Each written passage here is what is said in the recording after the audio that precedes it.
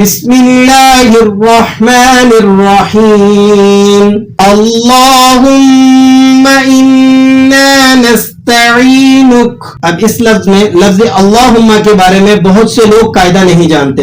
لفظ اللہم کو آپ نے موٹا کر کے ادا کرنا ہے. کیوں؟ اس لیے کہ یہاں حمزہ پر زبر لگا ہوا ہے تو آپ نے اسے پر کر کے یعنی ہیوی ویٹ پڑھنا ہے. اللہم. بعض لوگ اسے درست پرونسیشن سے ادا نہیں کرتے, اللہم پڑھ لیں گے اللہم. اگر ہم اس کی بالکل رائٹ پرونسیشن نہیں کریں گے تو یہ ایک تجوید کی غلطی ہو جائے گی. آپ نے اس کو بالکل درست تجوید کے ساتھ پڑھنا ہے. اللہم انا لفظ انا کو کی نون کے بعد جو الف ہے تو آپ نے اسے ایک حرف تک مزید کھینچ کر پڑھنا ہے. انا نستعینک. نستعینک عین کے بعد یا ہے. یا کے بارے میں ایک ضابطہ اور قانون ہے کہ یا ساکن ہو یعنی ایسا یا جس پر کوئی بھی حرکت نہ ہو تو اس سے پہلے والے حرف کے نیچے اگر زیر ہو تو اس یا کو یا مدہ کہا جاتا ہے اور اسے ہم نے ایک دو حرف تک کھینچ کر پڑھنا ہوتا ہے. اللہم انا نستعینک ونستغفرک ونستغفرک. را کو آپ نے ہیوی ویٹ پڑھنا ہے, موٹا کر کے آپ نے اس کو ادا کرنا ہے. را کے لیے ایک قانون ہے کہ را کے اوپر اگر حرکت ہو تو را موٹی پڑھی جاتی ہے. ونستغفرک ونؤمن بک ونتوکل علیک ونثنی علیک الخیر.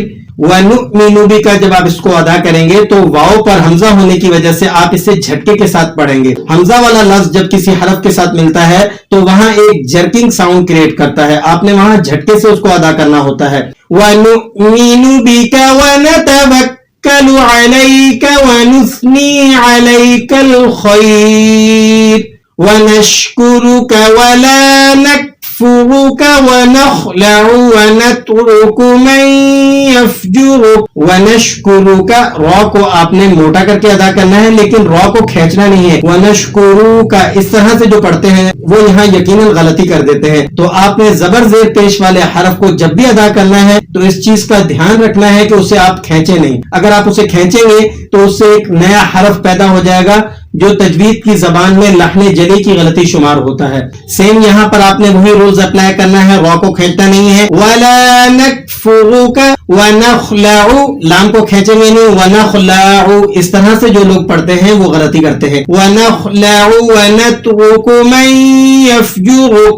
اللہم ایاک نعبد ولک نصلی. نعبد عین کو آپ نے بالکل درست ادا کرنا ہے. ولک ولک ولک اس میں کسی بھی حرف کو آپ نے کھینچنا نہیں ہے. تینوں حرفوں کے اوپر زبر لگا ہوا ہے تو آپ نے اسے بالکل بھی نہیں کھینچنا. ولک تینوں کا ویٹ آپ نے برابر کر لینا ہے. ولک نصلی صاد کو آپ نے موٹا ادا کرنا ہے اور یا وہی نصلی کے آخر میں یا ساکنہ اور اس سے پہلے والے حرف کے نیچے زیر, اس یا مدہ کو ایک حرف تک ہم کھینچ کر پڑھیں گے. وَلَكَ نُصَلِّي وَنَسْجُدُ وَإِلَيْكَ نَسْعَى. وَإِلَيْكَ نَسْعَى الیکا میں یا ساکنہ اور اس سے پہلے والے حرف پر زبر ہے. ٹھیک ہے, تو یہ یا لین ہے. ایسی یا جو ساکن ہو اور اس سے پہلے والے حرف پر زبر ہو تو یہ یا لین کہلاتا ہے. اسے ہم نے نرمی کے ساتھ اور بغیر جھٹکے کے پڑھنا ہوتا ہے. وَإِلَيْكَ نَسْعَى وَنَحْفِدُ وَنَرْجُو رَحْمَتَكَ وَنَرْجُو رَحْمَتَكَ وَنَخْشَى عَذَابَكَ إِنَّ عَذَابَكَ بِالْكُفَّارِ مُلْحِقٌ. ان عذابک, عذابک لفظ کے اندر ذال کے بعد الف ہے تو یہ الف مدہ ہے تو آپ نے اسے تھوڑا سا کھینچ کر پڑھنا ہے. ان عذابک بالکفار ملحق. تو یہ تھا آج کا ہمارا دعائے قنوت کا سبق. اس میں ہم نے وتر میں پڑھی جانے والی دعا کو سیکھا ہے اور امید کی ہے اللہ کی ذات سے کہ اس کے اندر جتنی بھی ممکنہ غلطیاں تھی جو تجوید کے حوالے سے کمی بیشی تھی اسے سن لینے کے بعد انشاءاللہ آپ کی وہ ختم ہو جائے گی. دعاؤں میں یاد رکھیے, خوش رہیے. اپنے احباب تک جو دیگر نماز پڑھنے والے ہیں ان تک بھی یہ ویڈیو لازمی پہنچائیں. اگر کسی کی نماز درست ہو جائے گی, کوئی اچھے طریقے سے حروف کو ادا کرنے لگے گا اور وہ دعائے خیر کرے گا, اس کی دعاؤں میں انشاءاللہ ہمارا بھی حصہ ہو جائے گا. اور صدقہ جاریہ سمجھتے ہوئے اس ویڈیو کو زیادہ سے زیادہ شیئر کیجئے. دعاؤں میں یاد رکھیے. السلام علیکم ورحمۃ اللہ وبرکاتہ.